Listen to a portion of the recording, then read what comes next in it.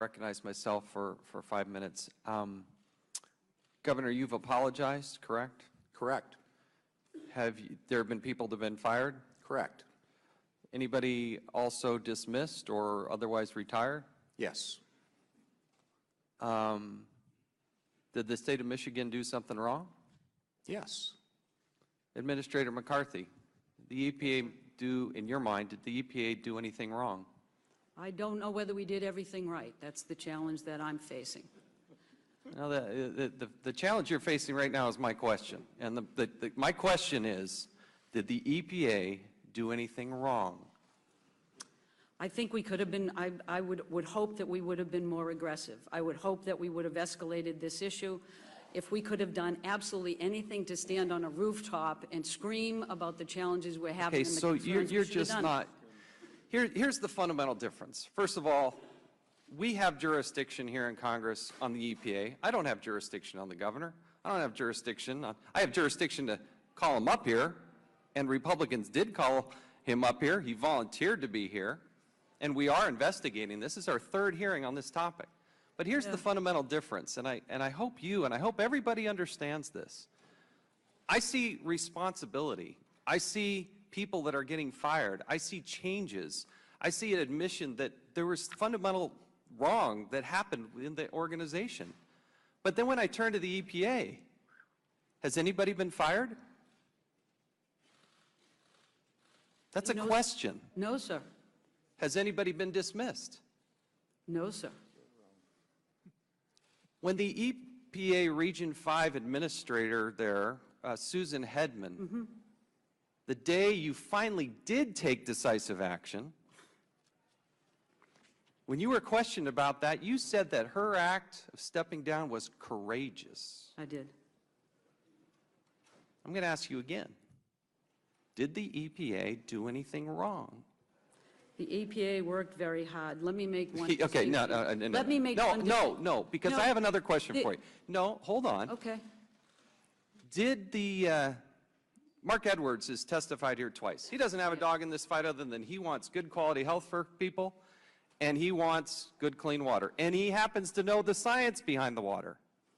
On those two hearings, did Mr. Edwards say anything that you think was wrong, or maybe you don't, or inaccurate? Do you think Mr. Edwards said anything that was inaccurate or wrong in those two testimonies? I think he was not at all informed about what EPA did. I think he knows nothing about the law, which he readily admits. He doesn't know how we're supposed to work in the system. He doesn't understand that the problem itself was the responsibility of the states. Oversight was our responsibility. We took that seriously, and we conducted it. Does that mean I don't have regrets?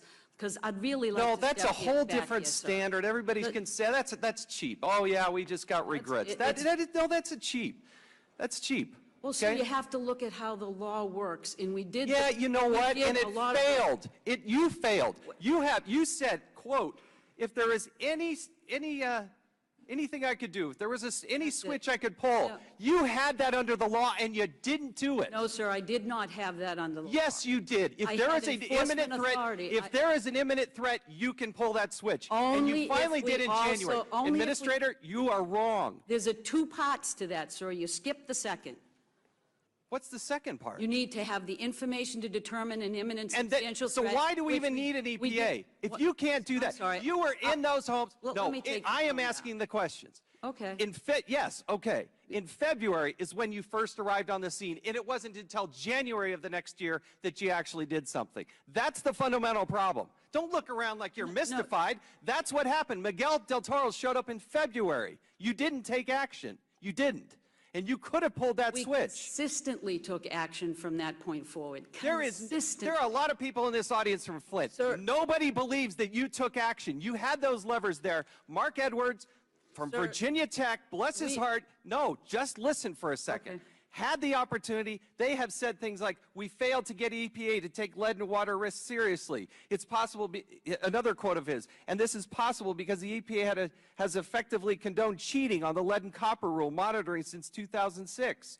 He read your op-ed that you put out that was one of the most offensive things I could possibly imagine. And he says about you, EPA Administrator Gina McCarthy that effectively absolved EPA of any wrongdoing or any role in creating the Flint disaster.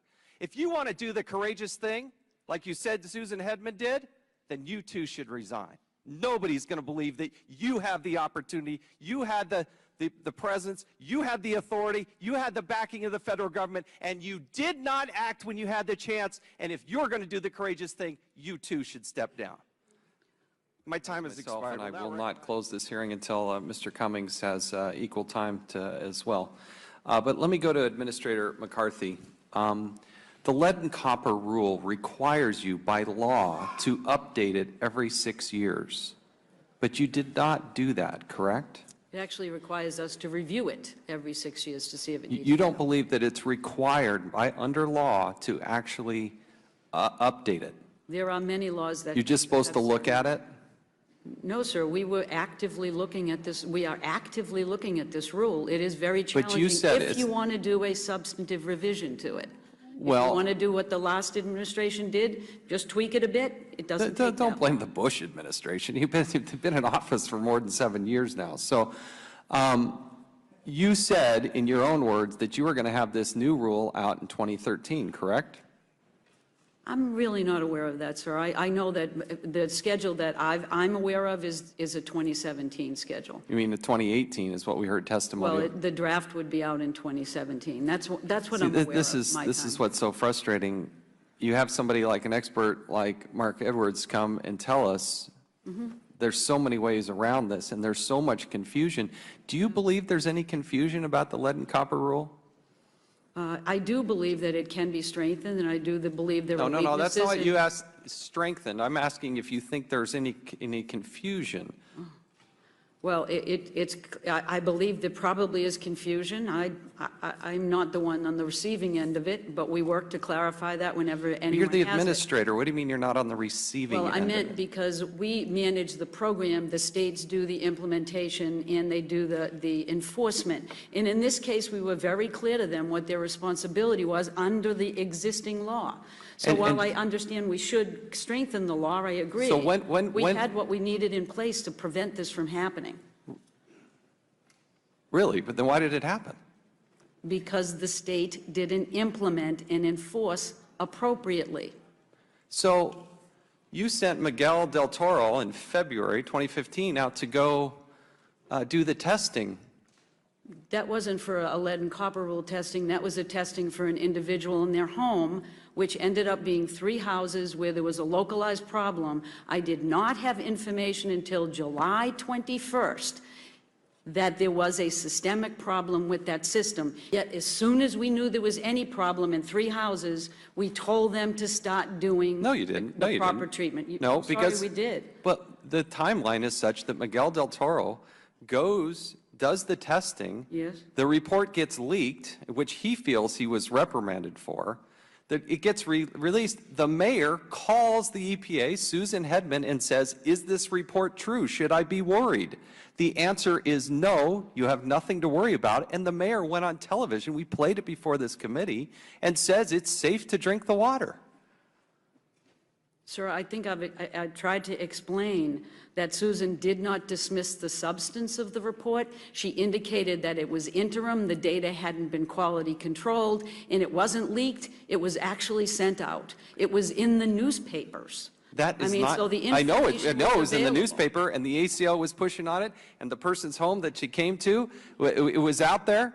And when So we learned in April, but why do the testing if you're just going to simply blame the state? I mean, there is no doubt, and the governor's admitted that the people and the information that were happening from the career bureaucrats at the Department of Environmental Quality got it wrong.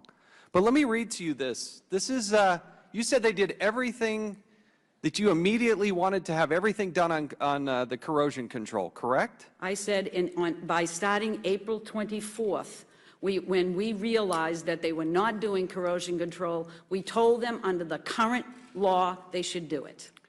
Okay, well, I'm going to enter into the record a email. Who is Jennifer Crooks? She is one of our staff people, our managers in the water program in the region. Is she competent? As far as I know. I don't know her personally. Okay, well, on July 1st, she sends, and there are a lot of DEQ personnel on here, and I'm going to read part of what she says. You just said that you told them to introduce the corrosion control in April. This is what she wrote to the Department of Environmental Quality. The idea to ask Flint to simply add phosphate may be premature. There are many other issues and factors that must be taken into account which would require a comprehensive look at the water quality and the system before any treatment recommendations can and should be made. Let me explain that, if you wouldn't mind. Sure. Because that actual advice came from Miguel.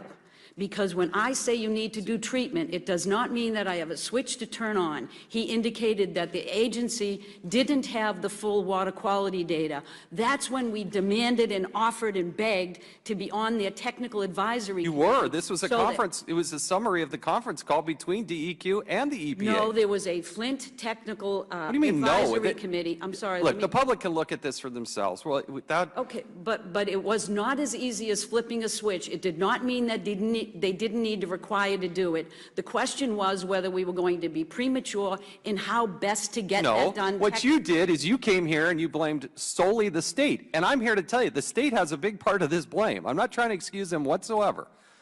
But you're trying to excuse everything from the EPA saying you told them to put phosphates in the water and they didn't. Sir, I'm not trying the to document, blame, no, trying to get wait till I'm facts done on asking you the record. question. The documentation says that you actually had a conference call from the EPA telling DEQ to not do it yet. No, we were telling them that they had to do corrosion control. The method and treatment depended on experts to tell them how to do it. We offered that consistently from March on, and they actually never even took us up on it till September. That's not true. Well, I'm going to enter the record. We entered this before, November 3rd. Who is Peter Gravatt? He is the manager of our drinking water office and headquarters. Yeah, he's the Washington, D.C. expert. Here's what he wrote. Okay, this is November 3rd. It appears there are different possible interpretations of the lead and copper rule with respect to how the rule's optimal corrosion control treatment procedures apply to this situation, which may have led to some uncertainty with respect to the Flint water system. So here you have a city who's begging for help. They know they're in trouble. Okay, they're asking for that help. And I've got email after email from the Environmental Protection Agency saying, you know what, maybe you should hold off because we're not sure. Maybe there is confusion under the lead and copper rule. Maybe we are supposed to do 6 months of testing. I'm not excusing them at all, but you need to take some responsibility because you screwed up and you messed up 100,000 people's lives. 100,000 of them. 10,000 of those people are 6 years old and younger. And you take no responsibility. You don't think you did anything wrong. Right? You don't think there's anybody did anything wrong. I already indicated that we could have worked more aggressively. Yeah. I wish we had. Can I explain the memo? Would you like me to? I want you to have an appreciation and an understanding of why the DEQ people are confused by the direction from the Department of Environmental from the EPA. There was no confusing signal sent from the agency. What were they during supposed this to period do? of time. Should they have put the phosphates in the water, yes or no? Not dumping it in without connecting with the experts, and they did not have the expert voice at the table because they refused to let us to the table. They were at the table. It comes from the EPA. Sir, She I'm starts sorry. the email. That is not the task force we're talking about to provide technical expertise. Okay, let's go through the list. Leanne Smith, Richard Benzie, Chris Phillip, Carrie Monosmith, Dana, I'm going to mispronounce their last name. It's okay. Going through this, hold on. I don't know those individuals, so. Yeah, they all work for you. And the EPA, here's what it says. Here's what it says. I'm sorry, DEQ, but from the EPA, thank you, Governor. Governor knows who works for him. Here's it. Below are my draft notes from our call last week. Thank you all for participating. I apologize, first apology I had seen, for the delay in getting out this draft for you to all review. And it says, don't simply add the phosphates. All I want you to acknowledge is that there should be some. It could have created more damage than it cured. Exactly. Water systems are difficult and deserve technical experts, which they did not have available. We did. They wouldn't let them at the table. They were at the table. They were in the same conversation. That is not the table. That is a semi-annual call we have with the department where we share information. If you look through the record, we consistently said we have national experts, we want to help. We had worked behind the scenes to figure out how we could do that. We just never got invited, nor were we accepted at the table at that point. Okay, I'm going to go through my last point, and then we'll get to Mr. Clay here. You said you didn't have the authority to do, I want to read to you part of the law here. Okay? This is Section 1431, Part D. Part D, Section 1431 of the Emergency Powers within the Safe Drinking Water Act. It says, the administrator, that would be you, Yes. upon receipt of information that a contaminant which is present in or likely to enter a public water system, and I'm skipping ahead because it qualifies for terrorist attacks and all those types of things, which may present an imminent and substantial endangerment to the health of persons, and that appropriate state and local authorities have not acted to protect the health of such persons, may take such actions as he may deem necessary in order to protect the health of such persons.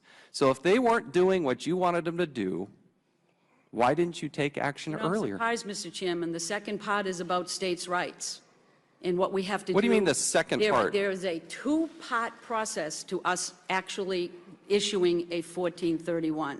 The second is we need to make sure that the states aren't already taking appropriate action. That's what's so infuriating. So when did you know that they didn't do it? We knew July 21st that there was a systemic problem. The state agreed the next day, and then all they did was slow walk it.